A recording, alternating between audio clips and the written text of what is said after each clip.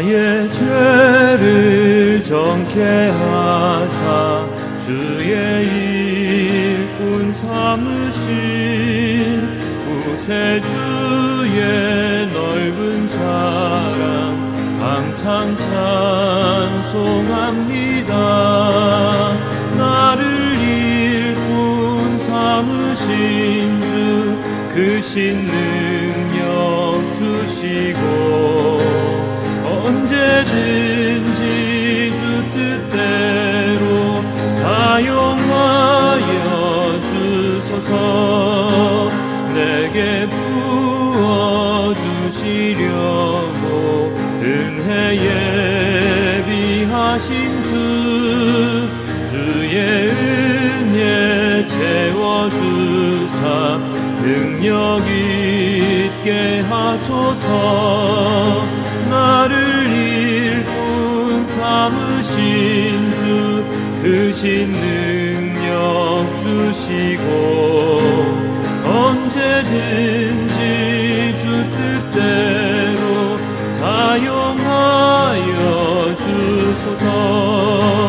죄의 짐을 풀어주신 주의 능력 크도다. 나의 피로 사신 예수 내 맘속에 오소서.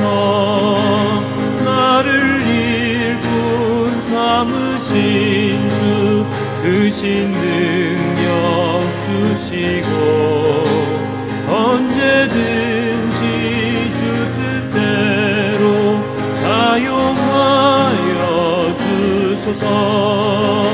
주여 내게 성령으로 충만하게 채우사 생명수가 강물처럼 흐르게 하옵소서.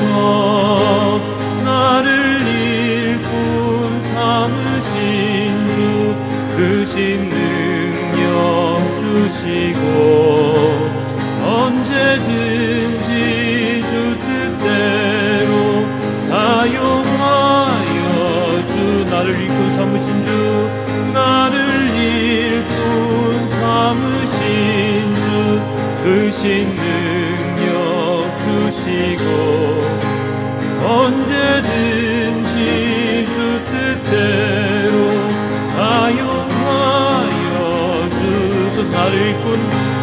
나를 일꾼 삼으신 주 크신 능력 주시고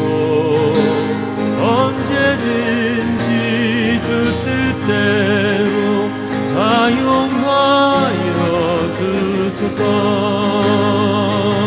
부름받아 나선이고 부름받아 나선이모 어디든지 가오리라.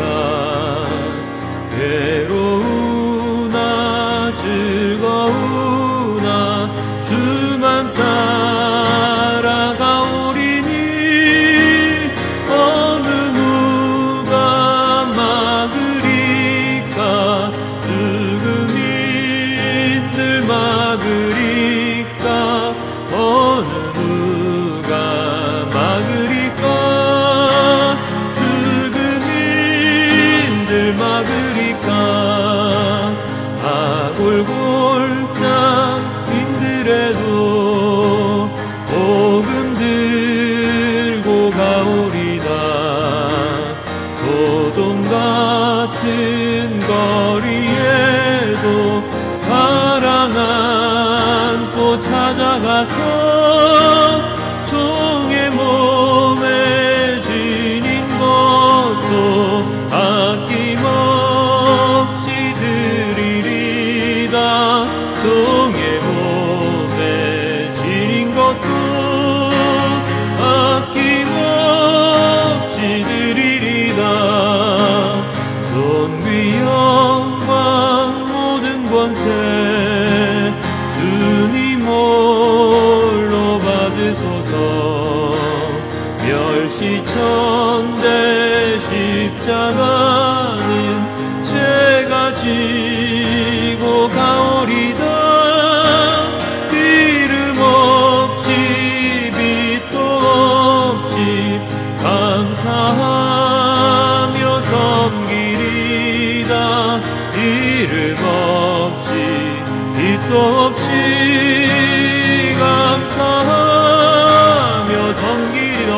막으리까 어느 누가 막으리까 죽음인들 막으리까 어느 누가 막으리까 죽음인들 막으리까 종의 몸에 지닌 것도 종의 몸에 지닌 것도 아낌없이 드리리다 종의 몸에 지닌 것도 아낌없이 드리리 이름 없이 빛도 없이 감사하며 섬기리다 이름 없이 빛도 없이 감사하며 섬기리다. 그답게 내 모든 시험 무거운 짐을 함께 찬양하도록 하겠습니다.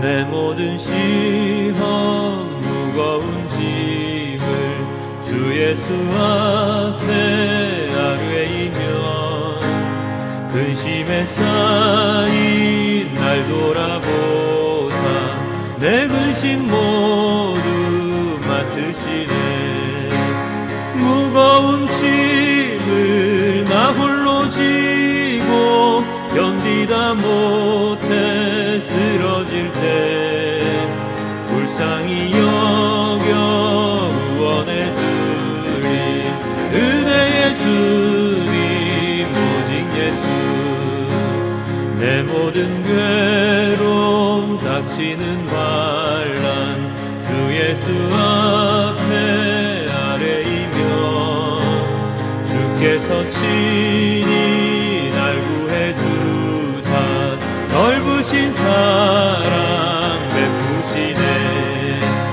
무거운 짐을 나 홀로 지고 견디다 못해 쓰러질 때 불쌍히 여겨 구원해 주리 은혜의 주님 오직 예수 내 짐이 점점 무거워질 때 주 예수 앞에 아뢰이며 주께서 친히 날 구해 주사 내 대신 짐을 져주시네 무거운 짐을 나 홀로 지고 견디다 못해 쓰러질 때 불쌍히 여겨 구원해 주리 은혜의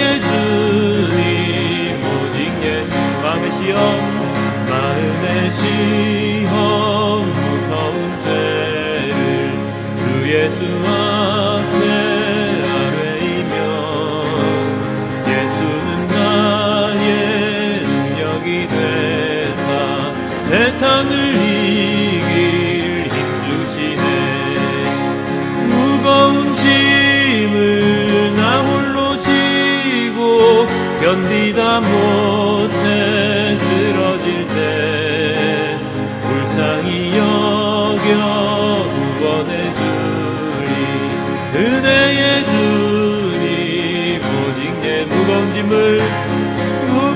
짐을 나 홀로 지고 견디다 못해 쓰러질 때 불쌍히 여겨 구원해 주리 은혜의 주님 오직 예수 무거운 짐을 나 홀로 지고 견디다 못해 쓰러질 때 불쌍히 여겨 구원해 주리 은혜의 주님 오직 예수 무거운 짐을 나 홀로 지고 견디다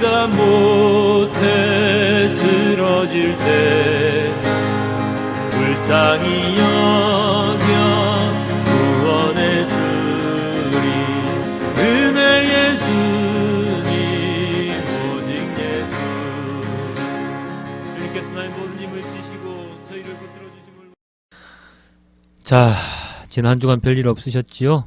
네, 이번 한 주간은 그 추석 연휴가 끼어 있어서 많은 분들의 마음이 들떠 있을 것 같기도 합니다. 추석 연휴 동안 무탈하게 고향에서 가족 친지들과 함께 재미있는 시간을 보내고 오시길 주님께 기도드립니다. 많은 분들이 그렇게 말씀하시잖아요. 전도하기 딱 좋은 때라고. 하나님 모르는 분들께 꼭 하나님을 전하고 돌아오시는 발걸음 가벼운 추석 명절이 되길 주님께 기도드려 봅니다. 자, 저의 어릴 적 이야기를 하나 할까 하는데요. 정확하게 기억은 잘 나지 않는데 아마도 초등학교 4, 5학년 때쯤이었던 것 같습니다. 그때 저는 12가구가 함께 마당을 쓰는 연립주택이라는 곳에 살았었는데요. 당연히 같이 사는 형, 동생들이 몇 있었지요. 하루는 놀다가 형들이 그 충렬사라는 곳이 있습니다. 부산에. 충렬사에 한번 갔다 오자고 하더라고요. 그때는 잘 몰랐는데 설교 준비하면서 거리가 얼마나 되나 봤더니 약 4km 정도 되는 거리이더라고요. 차를 타고 가는 것도 아니고 그냥 걸어서 갔다 오자고 형들이 꼬시는 바람에 우리는 점심을 먹고 나서 조금 있다 함께 출발을 했지요. 그때야 놀이라고는 그 딱지치기나 뭐 구슬치기, 뭐 다방구 이런 것밖에 없었기 때문에, 그리고 우르르 몰려다니는 것이 다 놀이의 일부였기 때문에 아무 생각 없이 그냥 형들과 함께 그 충렬사로 4km가 떨어진 충렬사로 향했습니다. 그런데 그 길이 짧은 길이 아니더라고요. 한참을 걸어서 충렬사에 도착했더니 거의 1시간 반 이상, 거의 2시간? 뭐 그 정도 걸렸었던 것 같습니다.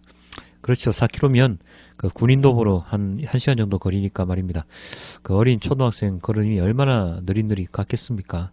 그것도 형들이랑 장난치면서 이곳저곳 구경하면서 갔을 테니까 한참 걸렸겠지요. 가기는 잘 갔습니다. 그래서 충렬사 주변에서 조금 놀다가 이제 집으로 돌아가야 하는데요. 돌아올 때는 차를 타고 올 요량이었는데 아뿔싸 다들 차비가 없는 것입니다.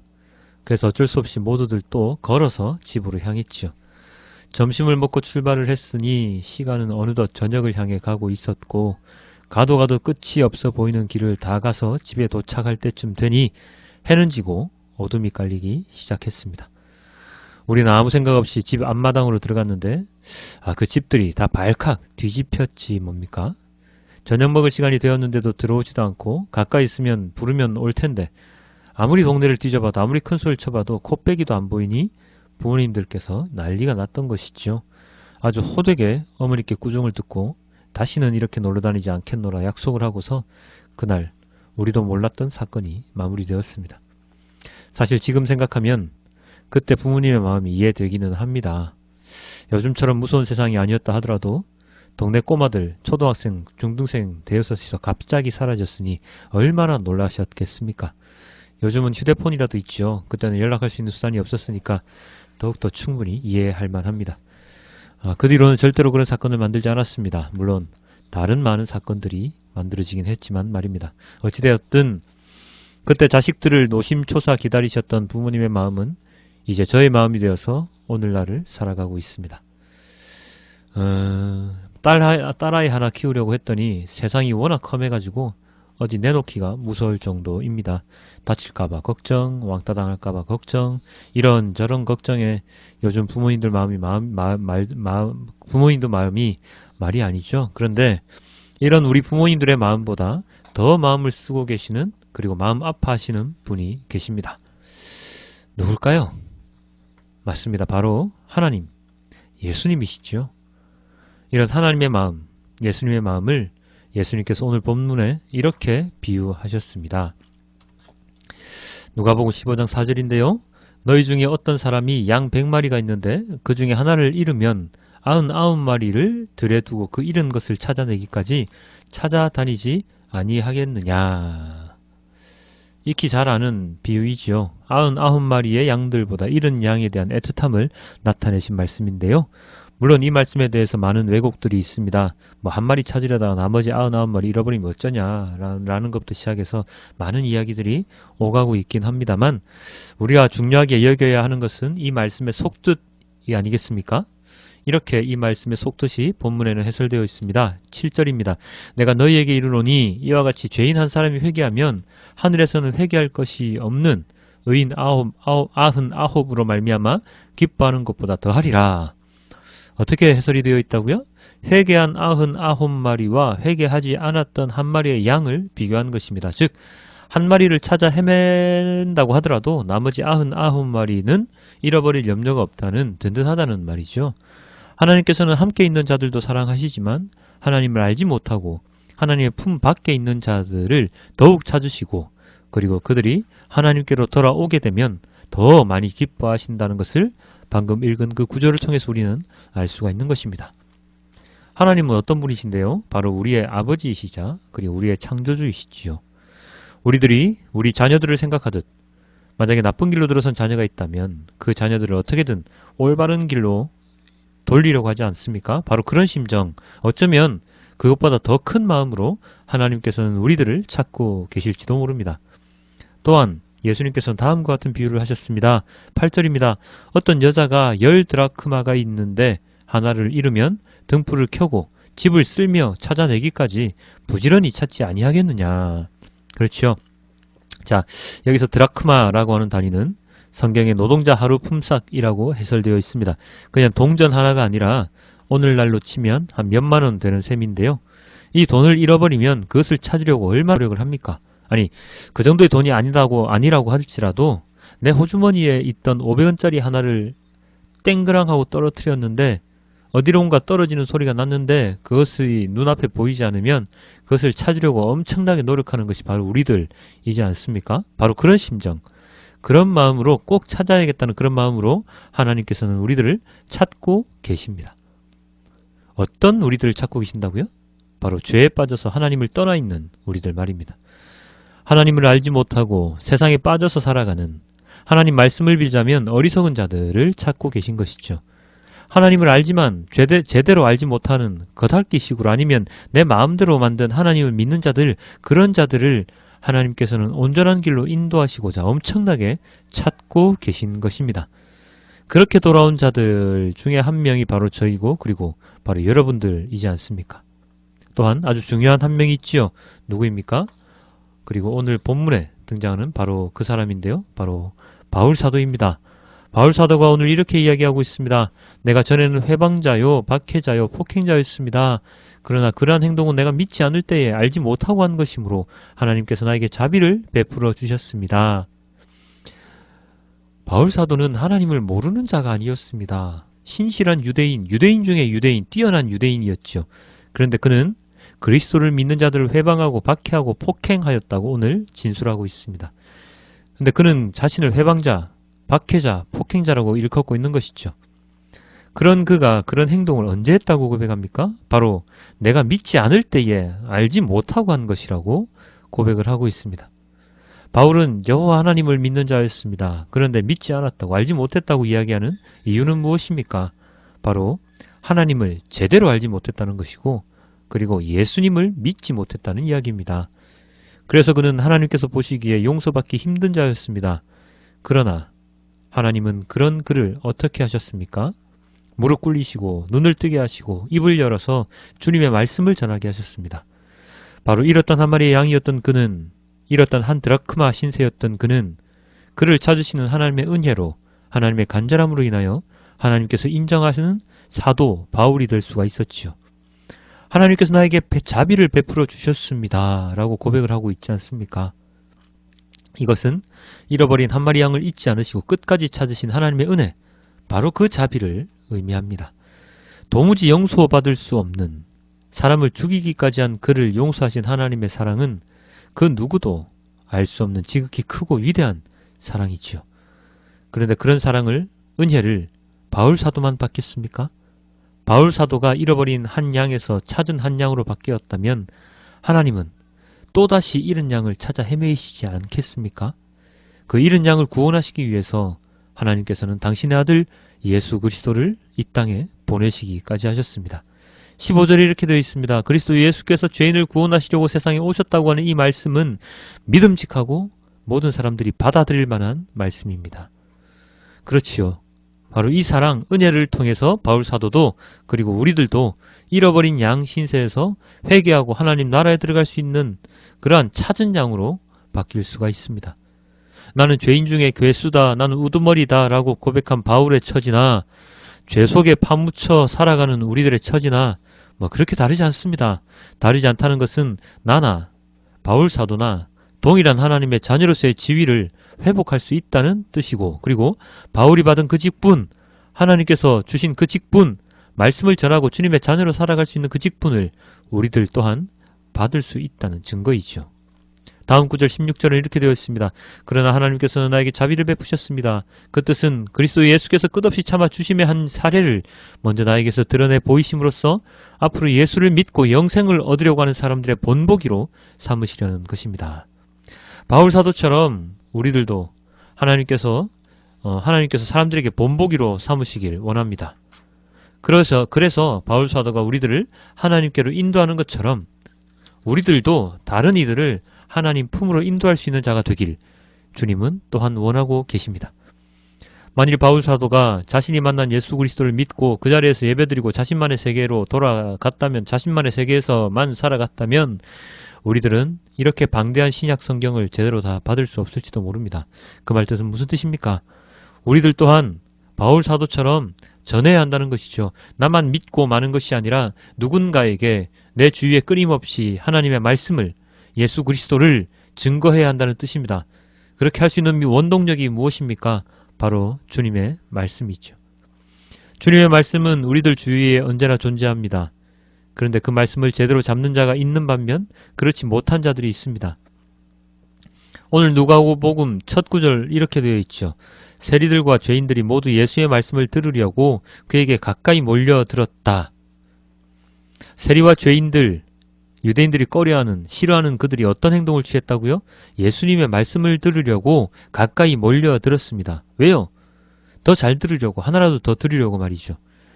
그 TV 같은 데 보면 특히나 연예가 중계라는 프로 있죠. 거기에 게릴라 데이트라는 코너가 있는데 그때 연예인들 주위로 사람들이 엄청나게 몰려들잖아요. 왜 그렇게 몰려듭니까? 가까이서 보려고, 혹시나 손이나 한번 만져볼까 하는 기대감에 몰려들지요. 그러나 그런 사람들이 있는 반면에 그 연예인에 관심이 없는 사람들도 있습니다. 그들은 그 곁으로 가지 않습니다. 그냥 자기 갈 길 가지죠. 아니면 왜 여기에 나타나가지고 길을 이렇게 복잡하게 만들어 하고 불평을 할지도 모릅니다. 예수님의 등장에 사람들이 몰려들자 그런 것과 비슷한 반응을 보인 자들이 있습니다. 누구입니까? 바리새파 사람들과 율법학자들은 투덜거리며 말하였다. 이 사람이 죄인들을 맞아들이고 그들과 함께 음식을 먹는구나. 이 자들은, 바리새파 사람들과 율법학자들은 예수님을 믿지 않았습니다. 말씀을 들으려고 하지 않았습니다. 바로 예수님을 만나기 전 바울의 모습과 동일하지요. 투덜대고 무시합니다. 그 모든 행동을 탐탁지 않게 생각합니다. 오늘날에도 기독교를 무시하고 탐탁지 않게 생각하는 사람들이 많지요. 물론 예전과는 다르게 기독교인들의 잘못된 행동으로 말미암은 것이 더 많기는 하지만 오늘날에도 많습니다. 그러나 그들을 하나님께서 버려두실까요? 내버려두실까요? 모른 채 하실까요? 아닙니다. 죄인 중에 괴수였던, 우두머리였던 바울의 마음을 돌리셨듯이 지금은 귀 닫고 마음 닫고 있는 그들을 끊임없이 찾으시고 두드리시고 기다려주십니다. 예수님께서 아직 재림하지 않으시는 이유가 바로 그것이지 않습니까? 사랑하는 성도 여러분, 하나님의 사랑은 우리가 가늠할 수 없습니다. 나에게 주어진 은혜로 단지 그 정도로만 깨달을 수밖에 없습니다. 그러나 그 주님의 사랑을 온전히 체험한다면, 그렇게 하길 소망하고 노력하고 말씀을 내 입에서 떠나지 않는 삶을 살아간다면 우리들 또한 하나님의 그 큰 사랑을 세상에 베풀며 살아가는 진정한 그리스도인으로서 거듭날 수 있습니다. 우리는 아직까지 불완전합니다. 아직 완전한 성결한 삶을 살지 못합니다. 그러나 주님께서는 그런 우리들을 책망하지 않으시고 최대한 기다려주십니다. 한 번씩 풀린 고삐를 다시 묶어주실 때도 있으시고, 상처난 곳을 어루만져 주실 때도 있으시고, 그리고 필요할 때면 회초리를 들어서 꾸짖어 주실 때도 있습니다. 그러나 우리를 죽이시지는 않습니다. 너 다시는 안 볼 거야 하시며 우리를 내치시지 않습니다. 우리는 그런 하나님을 믿는 자입니다. 우리들의 길을 열어주시는, 온전한 길로 인도해 주시는 주님에 대한 믿음을 온전히 쌓아 나아가는 자들입니다. 그 모든 것의 중심에는 바로 다음 말씀이 있습니다. 나 주가 말한다. 내가 온 땅을 황폐하게 하여도 완전히 멸망시키지는 않겠다. 부패하고 타락한 이스라엘 백성들을 심판하시지만 완전히 멸망시키시지는 않으신다는 하나님. 무슨 의미입니까? 바로 돌아오기를 기다리심이죠. 돌아오기를 기다리시지 않는다면 완전히 멸망시켜 버리실 것입니다. 그러나 그렇게 하지 않으십니다. 그렇기에 우리는 지금 이 순간 주님의 말씀을 부여잡고 그 말씀에 따라 순종하는 진정한 예배자가 되기를 소망하며 살아가야 합니다. 나의 모든 잘못, 죄인 중에 죄인인 나를 용서해 주시는 주님의 사랑과 자비하심, 그리고 나를 통해 이루실 이 땅의 하나님 나라를 위하여 우리는 세상과 싸우고 맞서는 자로 살아가야 합니다. 그 모든 힘과 지혜는 말씀에 충실한 자들, 진정한 그리스도인들에게 하나님께서 모든 것을 주실 것입니다. 우리가 그런 자들이 될 수 있기를, 빈둥거리는 그리스도인들이 아니라 마음과 몸과 힘과 뜻을 다하여 주님을 사랑하고 주님의 명령을 따르는 자들이 되기를 소망합니다. 잃어버린 자에서 찾는 자로 새롭게 태어나는 우리 모두가 되기를 소망합니다. 이번 한 주간은 우리들의 믿음이 무너지지 않는 한 주간이 되길, 우리들의 믿음이 더욱더 성장하는 한 주간이 되길 주님께 기도하는 우리 모두가 되기를 소망합니다. 우리도 함께 찬양하며 기도할 때에 지금 들으신 말씀을 기억하며 우리도 함께 찬양하도록 하겠습니다. 내 맘속에 있는 참된 이 평화는 누구도 빼앗을 수 없네. 주님은 내 맘의 구주 되시었네. 오 주 없인 살 수 없네. 다시 한 번 더 고백합니다. 내 맘속에 있는 참된 이 평화는 누구도 빼앗을 수 없네. 주님은 내 맘의 구주 되시었네. 오 주 없인 살 수 없네.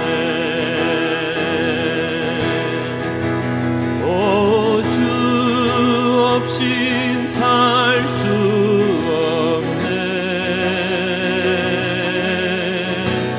오직 주께만 구원이 있네.